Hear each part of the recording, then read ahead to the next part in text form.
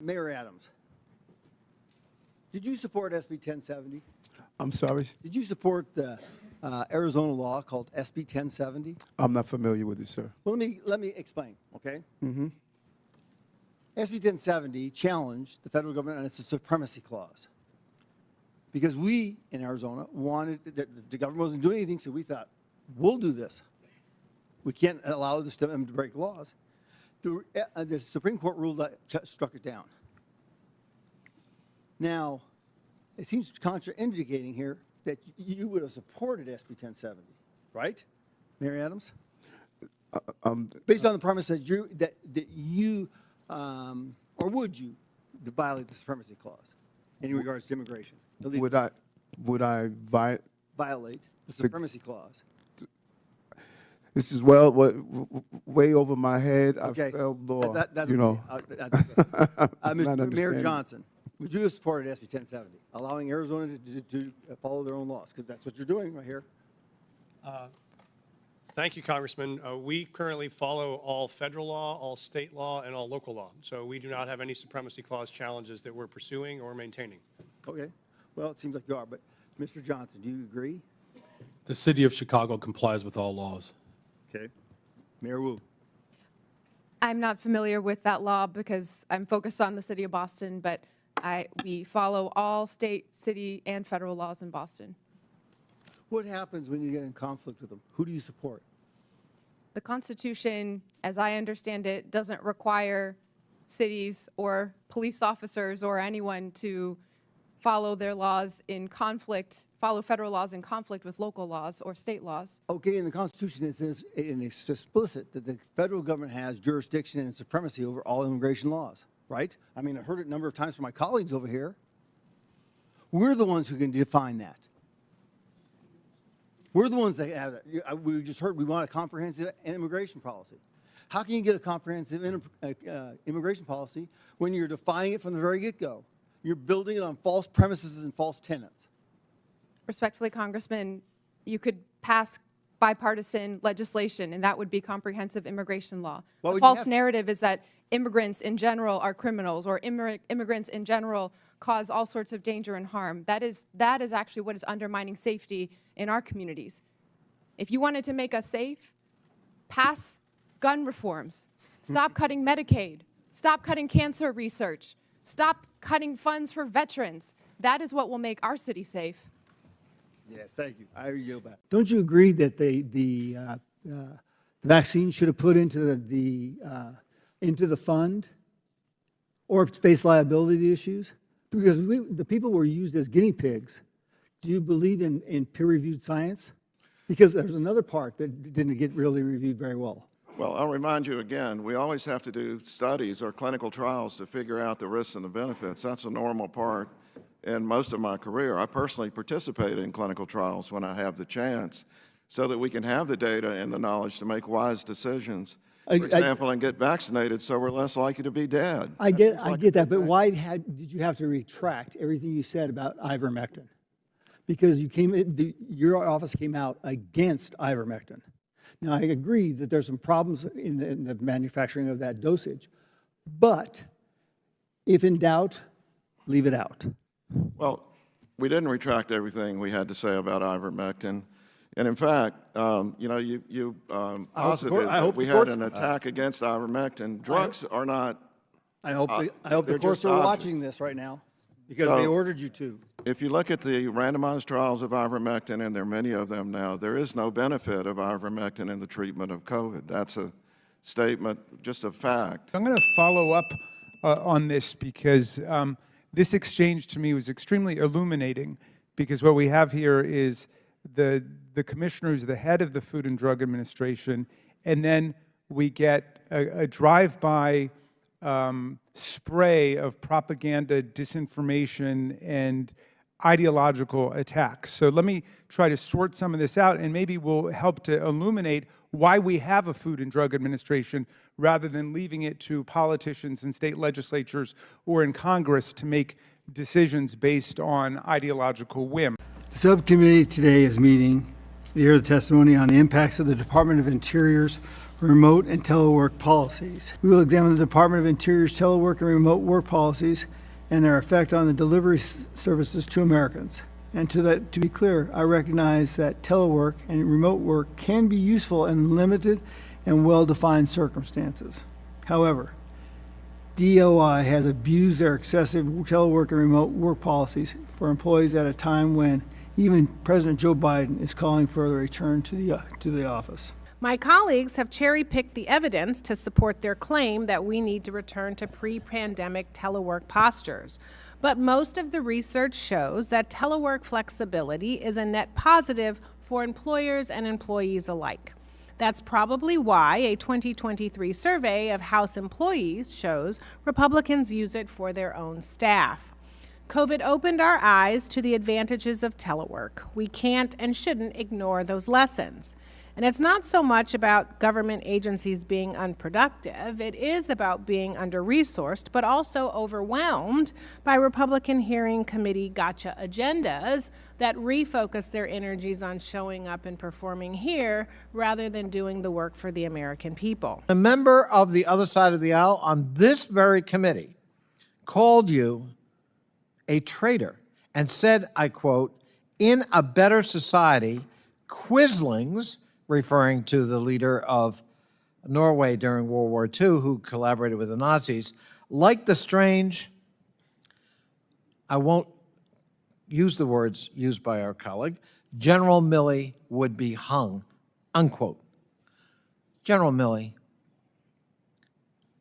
what's your reaction to those statements about you, especially given you and your family's long service, distinguished service to the United States of America, as we're discussing patriotism and protecting troops?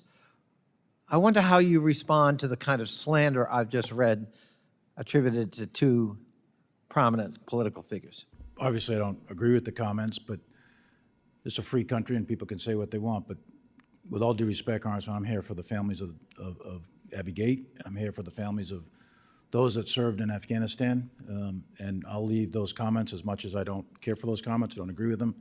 They have a right to say them, but I'd like to stay focused on these families if with respect. I think that's very much in keeping with the honorable tradition you've set in your own career and your own good name. Don't you agree that the vaccine should have put into the fund or face liability issues? Because the people were used as guinea pigs. Do you believe in peer-reviewed science?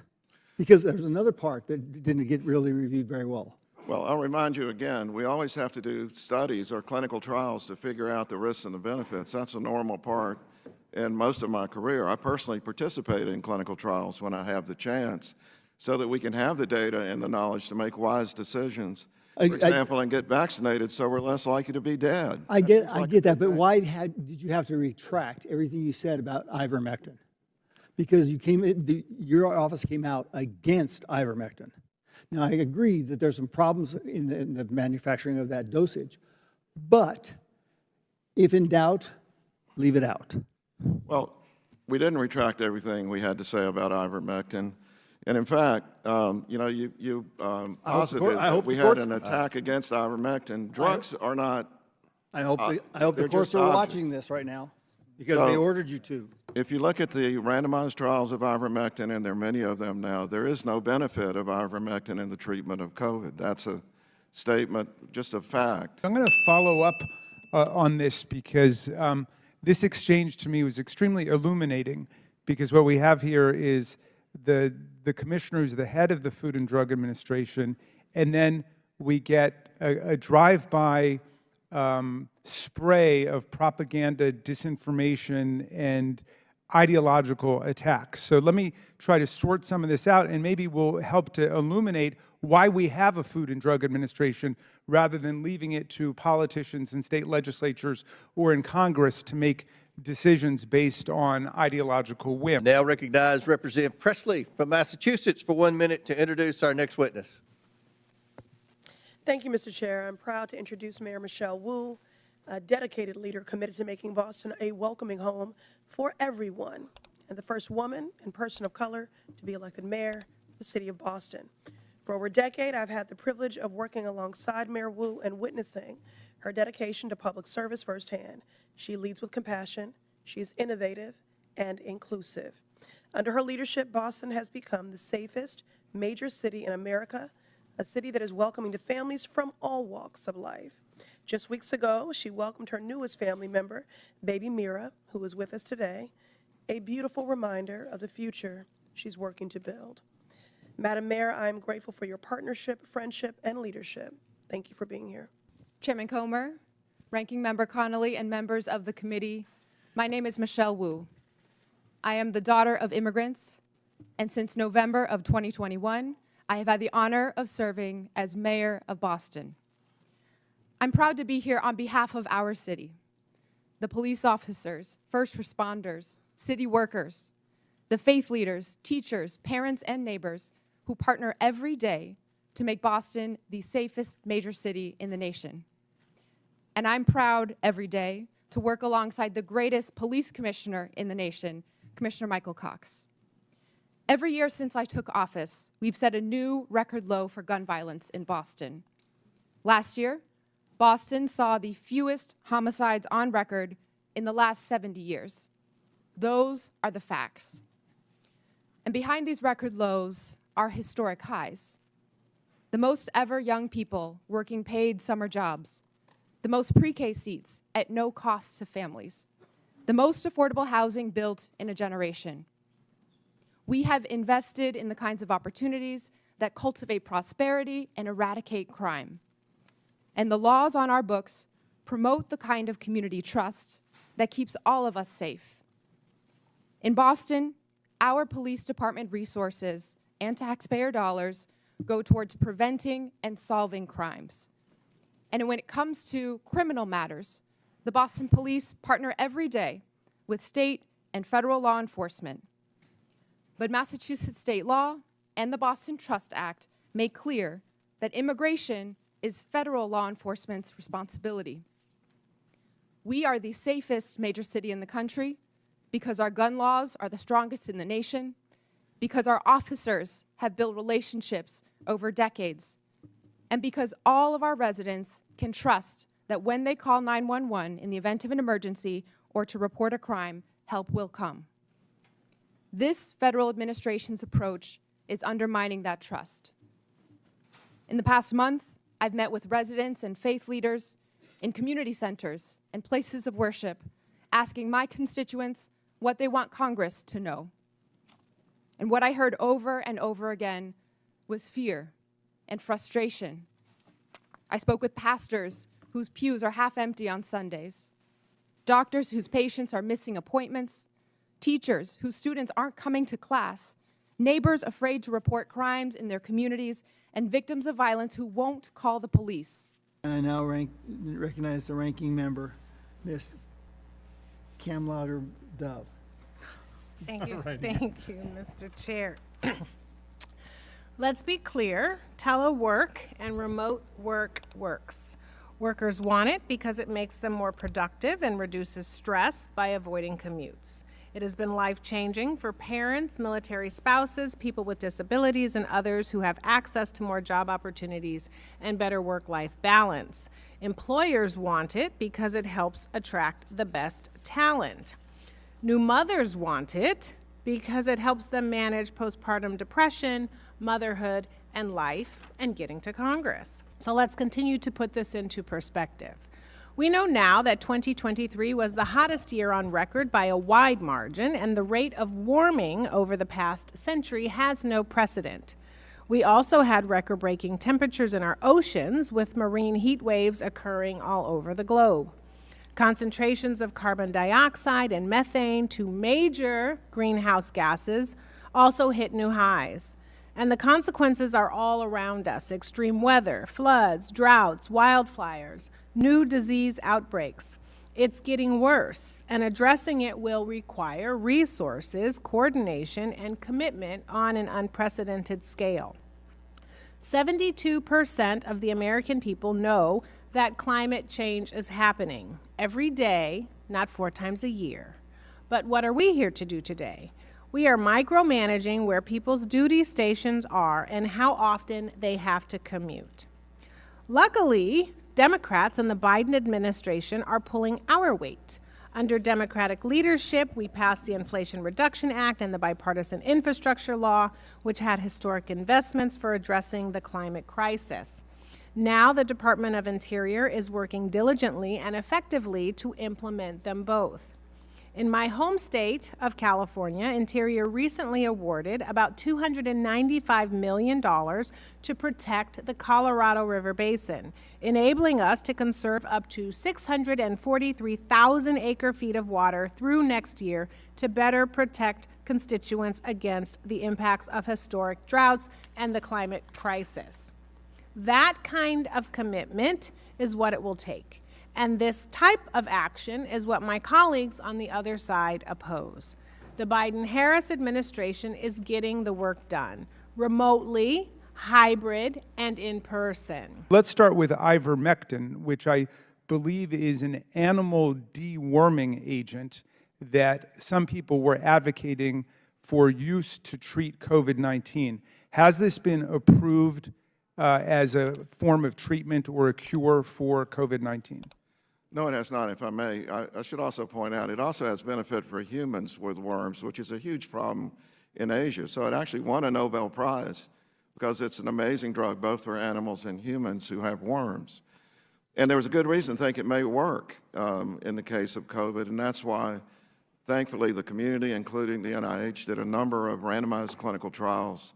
There's just no benefit, and you know, that's true of most things that we try. There's nothing wrong with thinking it might work. It just didn't. Well, what about hydroxychloroquine, which was another thing that was advocated? Basically the same story. There was really exciting preliminary work in the laboratory that said hydroxychloroquine may have activity against COVID, so the randomized trials were done. Unfortunately, no benefit. Again, nothing wrong with thinking it may work and trying it out in a randomized trial, but then we have the data now, so that leads you to the conclusion. So we have not been able to grant an indication for those. I mean, I'm aware of a lot of political attacks and criticism against the FDA, but I can never figure out the coherence of it. Sometimes they seem to be saying, get out of the way and just let anybody advocate whatever they want and use whatever they want without any testing and without the various protocols you go through. And then other times they attack you because you don't have enough authority to do the things that we would want you to do in order to make kids' cinnamon applesauce clean.